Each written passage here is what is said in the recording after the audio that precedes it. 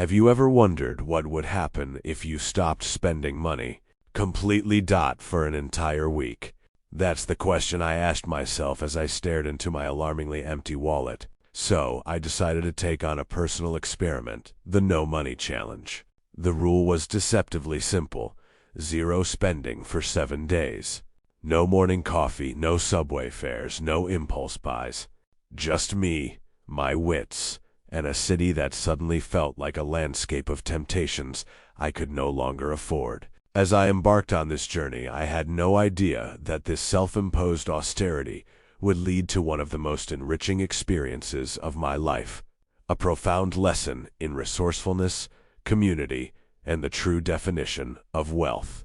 This is the story of how I survived and even thrived with nothing in my pocket. The first few days were a genuine struggle, a constant battle between my ingrained habits and my new reality.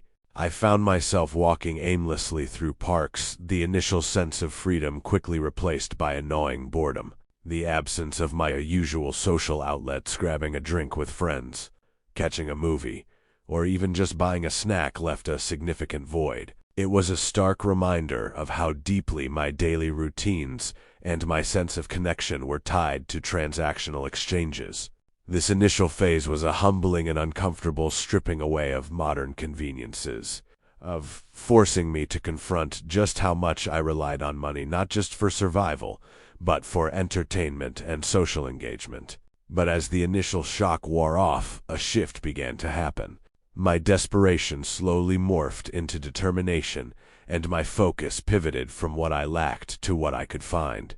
The city I thought I knew began to reveal its hidden free-of-charge treasures. I started with a walk in a lesser-known public park and discovered an old apple tree, its branches heavy with fruit that nobody seemed to be harvesting. That first bite of a crisp, free apple felt like a monumental victory.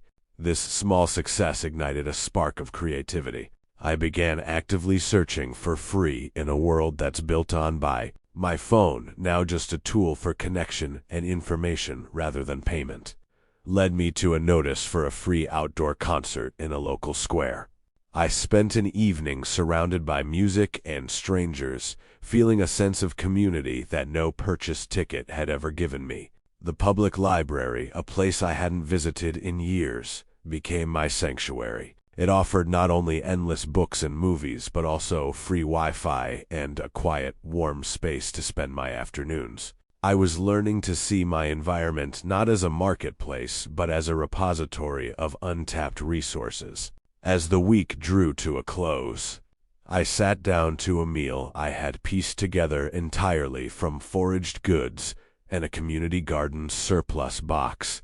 Holding that plate, I felt a sense of accomplishment that was richer than anything I had ever bought. This challenge, born from a simple curiosity, had fundamentally changed my perspective. I realized that my life had been cluttered with so many non-essential purchases, each one a small distraction from more meaningful experiences. The No Money Challenge taught me that resourcefulness is a currency of its own, and that true happiness isn't found in a transaction. It's found in a sunset viewed from a public park, in the taste of a meal you gathered yourself, and in the shared joy of a free concert. It showed me that the best things in life truly are free, and all it takes to find them is a willingness to look beyond your wallet.